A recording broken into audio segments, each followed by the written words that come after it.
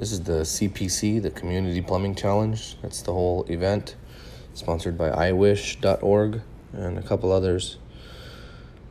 It's the first thing I saw and seen. The dogs come running up to me. Very welcoming, and all the wildlife around. Wild horses everywhere. The horses are branded though. And the beautiful scenery around. This is what the entire area looks like.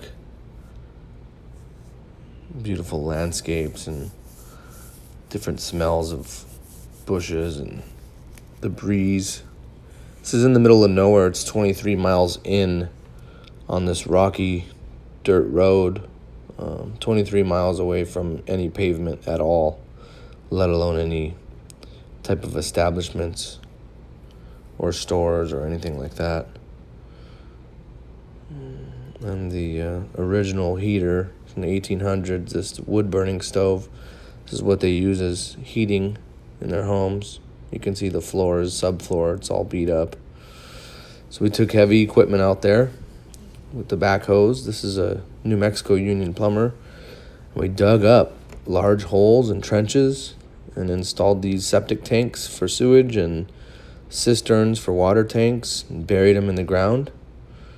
This here is a water cistern. This is for potable water. It's 1,000 gallons that gets filled by a water truck. So they have 1,000 gallons to use. Team members gathering in the house, thinking about where they're going to install the sink. This is house number 2 of 3. And this is the water tubing we installed from the tank to the house. This project was for 3 homes out of 30 at Navajo Nation in Arizona. The 5-gallon bucket is how they used to lug their water in. That lady you see there is 89 years old. This is an outhouse. This is how they use the bathroom. It's about 200 feet away from their house, built of plywood and screws, and it's literally a box over a deep pit of dirt. And that's what they use as toilets. And it snows here, so keep in mind, 90-year-old lady having to walk or get there from 200 feet away. These are the leach fields. We installed leach lines after the septic tank for the sewage effluent to filter through the earth. That's the traditional style. It's a sink and tankless water heater that I got to personally install for house number 3. And this is a water tank with a windmill connected to it. Mechanically, it pumps water up and into this water tank. This is what they use to go and gather water to feed their livestock. That's Bruce. He's a Wisconsin union plumber. Great guy. He ran the backhoe and the tractor for 5 days straight. Again, this is for the wild, their animals. That's what they feed their animals, this water. I was on top of the roof here drilling the sewer. The new sewer vent has to be ventilated, so we put it through the roof. It's just another phase of the construction.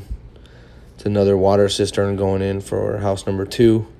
That's Bruce and Larry Savage from Arizona local. It's the first time these kids saw functioning running water in their house. That's Randy. That was my team leader for the week. And the 5-gallon buckets in the background there, you can see they no longer have to use. And these kids were flipping out when they saw the water running in their sink for the first time in their life. And little balls of plumber's putty I gave them to play with, and they thought it was the best thing in the world. They started to immediately paint it, dye it with their colors.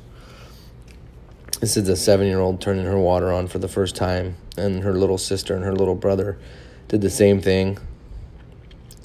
Again, the elder of the family there, smiling as she turned on the water for the first time. This was the moment where it was a little emotional for everybody, watching the kids happy from the water. And this was house number 2. Her name was Betty. She gave me a necklace of ghost beads. Ghost beads are supposed to ward off all harm, keep you safe. This is Mike Savage, Larry Savage's son, another local Arizona guy with Betty. As you can see, she's not very mobile, and she used to have to travel a couple hundred feet to an outhouse to use the bathroom, and that's her daughter. That's Lily. This is the main guy, international director, project manager for IATMO, the organization that leads this. It's Grant Stewart, and this is Sean.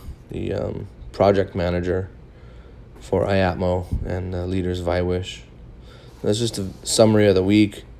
Closed out with some beautiful sunsets, and it was 4 hours commute there and back every day. It's pretty rough.